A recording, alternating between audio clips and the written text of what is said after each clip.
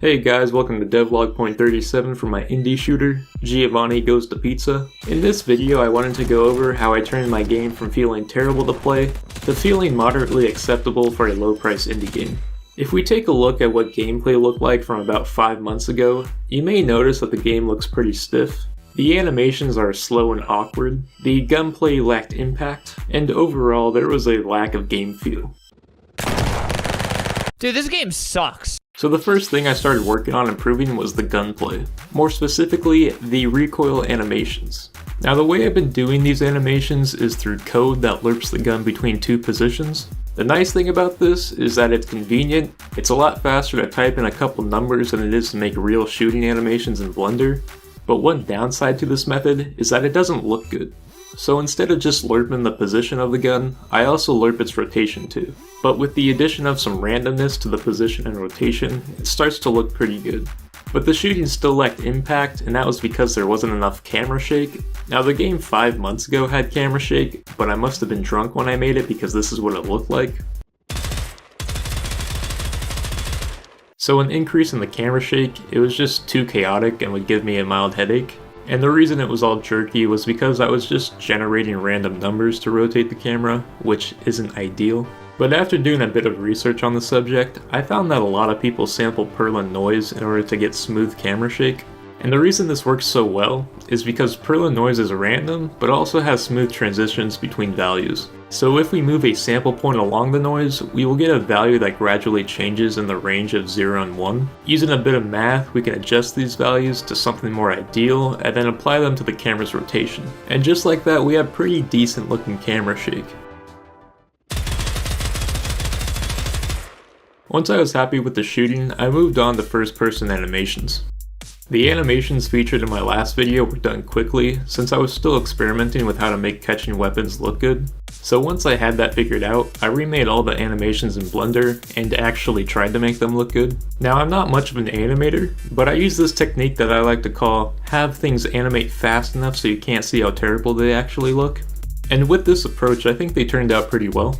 I also added camera shake on top of certain animations, like for when the magnet turns on or when throwing something, which just adds a lot more impact to those actions. So after adding better gunplay, camera shake, and animations, the game felt better to play, but another element was still missing. Camera animations. Not to be confused with camera shake. Camera animations are different.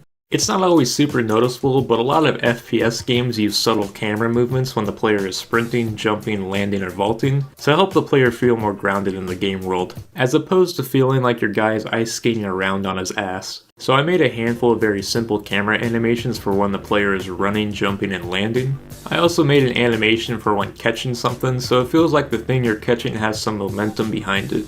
And while these animations are not really noticeable when playing, I think subconsciously the game feels a lot better with them than without them. But even with all these changes, the game still wasn't good enough. And the reason was because the player controller was a bit stiff, lacked refinement, and sucked ass. The biggest problem with the controller was momentum. You could wall run to build up speed, but as soon as you jumped off and hit the ground, all your speed was gone. Which I programmed intentionally, since having the player keep their speed would cause weird movements due to the design of the player controller. I think it's worth mentioning that the player movement isn't physics-based, so all the forces acting on the player is written by myself, a dumbass, which is why the movement glitches exist in the first place. And the reason for not using Unity's physics engine is because simulating realistic physics for player movement doesn't always feel the best.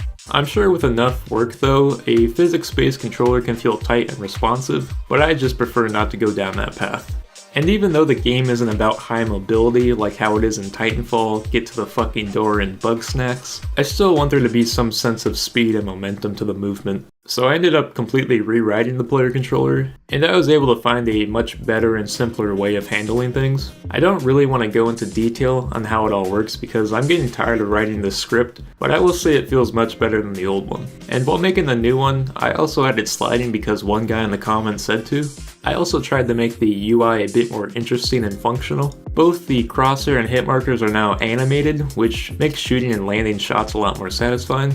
But the biggest change was to how the weapon targeting system works. Originally, This system would locate the closest weapon that the player was looking at and highlight it in red to communicate that was the thing you would pull. The red highlight didn't end up working well since from a distance you couldn't really see it, so I replaced the highlight with a UI element which has a fixed screen size so distance from the weapon doesn't matter. One issue I found with this though is when shooting enemies, the combination of the target marker, crosshair, and hit markers made the UI look like a mess. So now by default the targeting is turned off, but holding the right mouse button enables it. Once the weapon you want is selected, releasing the right mouse button will pull it towards you. Alternatively, just clicking the right mouse button will quickly grab the weapon that's in front of you. The new controls took some time to get used to, but ultimately I think I like this new method better. And if you have any thoughts on the new targeting system, or ways at which it can be improved, feel free to leave a comment. But that's about all I wanted to talk about for this video, so see ya.